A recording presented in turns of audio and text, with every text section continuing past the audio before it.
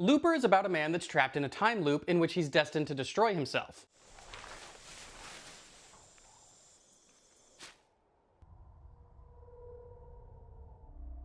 But the underlying story is about how we all face those same loops in our lives and how they can be a generational problem. So the question becomes, how do we break the loop? We're talking all about it this week in Kaden's Movie Club. Spoilers ahead, so if you haven't seen it, beat it. The story takes place in two timelines, both in the future. The primary story is set in 2044, where we meet Joe, who makes a living as a looper. A looper is a special kind of assassin. By the year 2074, time travel has been invented and instantly outlawed. But for criminal organizations, the best way to get rid of an enemy is to send them back in time.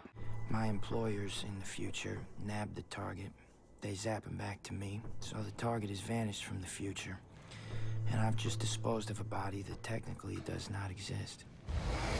Loopers get paid very well, and when they close their contract with the mob, they get an extra big payout. One that's supposed to last you for the next 30 years, but there's a reason for that. Time travel is so illegal that the mob wants to tie up all loose ends. So if we're still alive 30 years from now, they'll find our older self, zap him back to us, and we'll kill him like any other job. This is called closing your loop. So when a looper gets that golden payday that closes their contract, they know they just assassinated their future self. So we've already set up a dynamic here through our main character and the community he's a part of. These are self-destructive people, or he wouldn't agree to a deal in which he becomes his own demise. This is mirrored in the way we see Joe and the other loopers living. Everything is a temporary pleasure, even with the knowledge there will be consequences in the future. We've all made bad decisions that we regret later on. I'm sure most of us have experienced that moment where we wish we could go back in time and talk some sense into our earlier selves. And that's exactly the scenario this movie aims to deliver. When the time comes for Joe to close his loop, Joe's older self comes prepared and escapes. Thanks to a horrifying scene we saw earlier when Seth let his older self go, we know there are severe consequences. So now, Joe is both fleeing the mob and hunting his future self. Eventually, this leads to a face-to-face meeting in a diner. And this is where things get really interesting. In that fantasy scenario we've all had where we imagine correcting our past selves, I think we all assume our past selves would accept the wisdom of our future selves, but the reality is, we probably wouldn't. This is my life now. I earned it. You had yours already. So why don't you do what old men do and die? Because when we make self-destructive decisions, it's usually not out of real ignorance for the consequences. To some extent, we know what we're doing is harmful to ourselves and we do it anyway. This could apply to anything. It could be something as simple as procrastination or much more damaging behaviors. Let's take a look at your life. Child mentality. What's mine? My life. Save your life. You're asking me how. The question's why. It might be a little surprising how antagonistic these two characters are to each other when they're the same person, but maybe it shouldn't be. We also come to understand who this older version of Joe is. In a flashback scene, or technically a flash forward scene depending on how you look at it, we see this version of Joe close his loop. He gets his big payday, lives the high life, and runs out of money way too soon. So he turns back to the same lifestyle he had as a looper. The thing that finally allows him to change is meeting this woman. She saves him, both literally and symbolically, but when the mob comes for him, she meets a tragic end. So when old Joe goes back in time, he's determined to stop that from ever happening. And the way he plans to do that is by taking out the Rainmaker. The Rainmaker is a mysterious, terrifying villain in older Joe's timeline and rules over the city through fear and violence. Part of that is closing all of the loops immediately, so Joe assumes if he takes out the young version of the Rainmaker, he can save his wife. Young Joe doesn't care about any of that. He just wants to take out old Joe so that he can fix this whole problem. He finds out where his older self will eventually go and gets there first. Which leads us to this farm where Sarah lives with her son Sid. Who's that man? He's just a vagrant baby. No, he's not. Oh, yeah? His shoes are too shiny.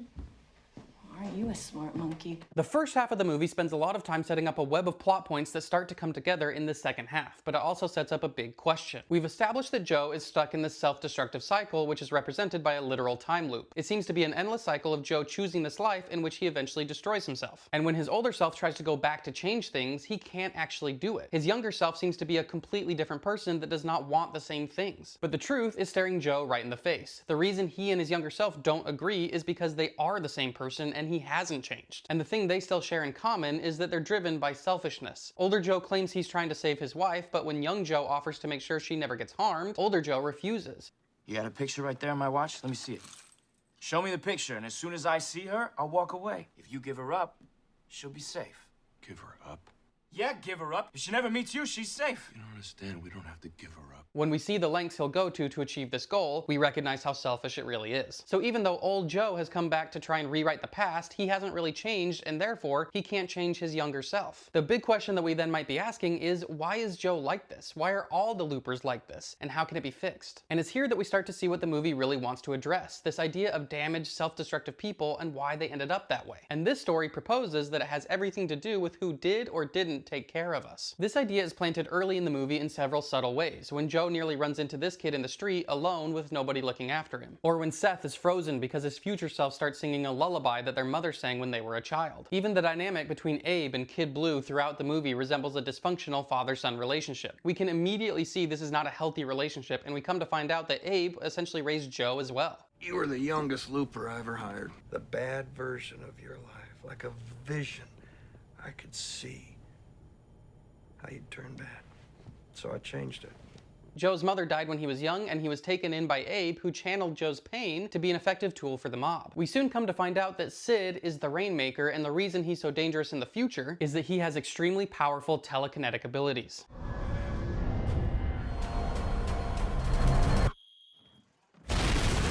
When young Joe finds out about this, for a moment, he agrees with old Joe. Wouldn't it be better for everyone if this kid never grew up to become the Rainmaker? But when Joe goes to act on this, he doesn't see a future villain, he just sees what Sid is now, a scared, confused kid. When Sarah had Sid, she was living that self-destructive lifestyle, so she left him with her sister on the farm. When her sister died, she came to raise her son, but Sid had already come to view the sister as his mother. So in his mind, he's already lost his parental figure. He doesn't trust Sarah no matter how much she tries to love him. So it seems inevitable at this point that Sid will become the Rainmaker, but the truth is, he's at a crossroads. I've seen so many men in the city who I look in their eyes and they're just lost. So whether he loves me back or not, as long as I'm there to raise him, he's gonna be taken care of. Sarah believes if she's there to love and care for him, that the future may not be set. Seeing how his own life has turned out by watching his older self, Joe comes to agree. And toward the end of the movie, we see just how much of a loop, or a cycle, this whole process of self-destruction really is. In trying to stop the Rainmaker from existing, older Joe is actually the one that creates the Rainmaker. Because older Joe is willing to sacrifice anything to save his wife, he's going to take out Sarah while he's trying to get to Sid.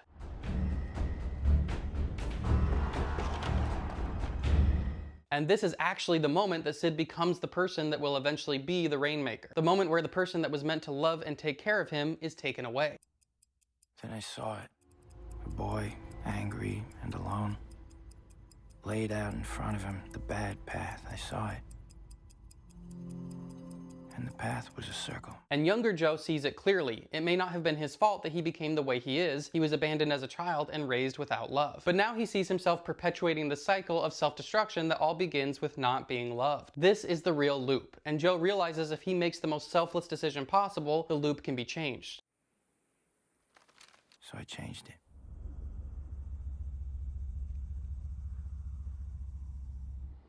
In the ultimate self-sacrifice, Joe does what he was always planning to do. He destroys his future self, but this time, it has an entirely different meaning. Instead of perpetuating a cycle, Joe breaks the loop entirely by preventing it from even happening. He stops himself from becoming that person. Now, I want to be clear, I don't think this movie is advocating for us to do what Joe does to himself. In the grand scheme of our loop analogy, I do think it's saying that when we hurt ourselves, we hurt the next generation as well. And to stop the cycle, we have to make a selfless decision. Where's Joe? To go away, baby.